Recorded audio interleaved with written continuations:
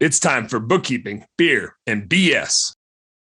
Let's go back to the first, nonsensical thing I said, which is, if Russia like infiltrates Ukraine and has success with this, do we need to be worried about other countries doing this? I don't know, because this isn't like an area of expertise of mine, but it's like thought that runs through my brain. When you first said that, my first thought went to China, but I heard in the news, I don't know if it was yesterday or the day before, but iPhone or Apple is no longer selling iPhones in Russia. They're like, we're not selling phones to Russia because you guys are evil.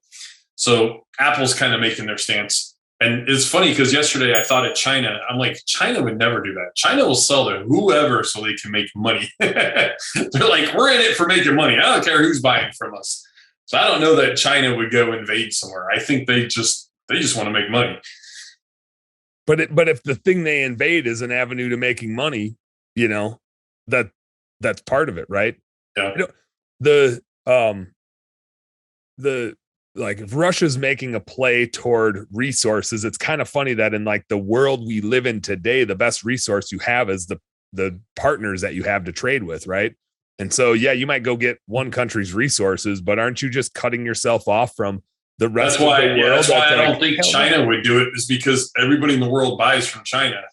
I mean, I guess every country would be an idiot to boycott China because nobody would have anything. But yeah, Dan, don't forget. I mean, I see what you're saying from like a 10,000 foot level of, well, if this were to be successful, do other. But remember, everybody's got a unique situation. I mean, the past relationship between Russia and Ukraine, right, in itself, is already putting this on a different plateau than, say, China and Taiwan. And then I think Dave brings up wonderful points about, overall trade, global economic trade.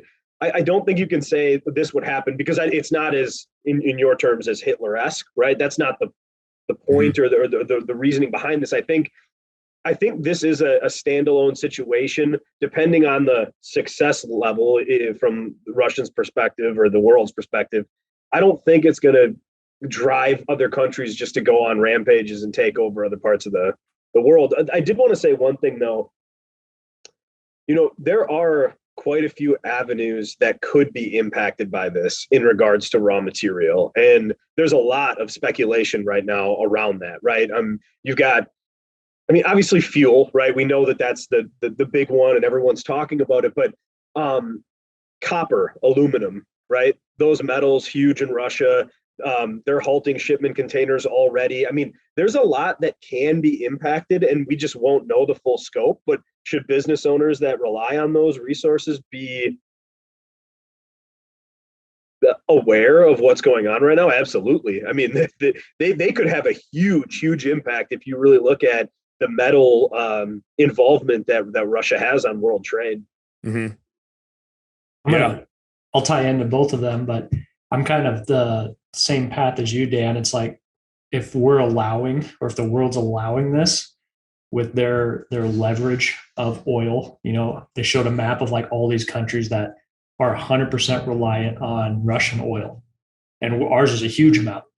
Well, they can't step in and defend Ukraine because they don't want their whole economy's oil supply to be turned off.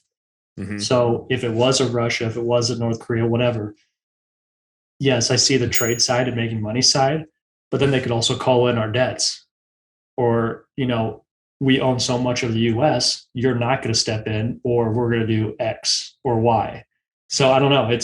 I think everybody else that has thought about moving into a different country is definitely watching closely of how NATO and the rest of the world reacts to it and says, okay, well, if they can do that, why can't I do that?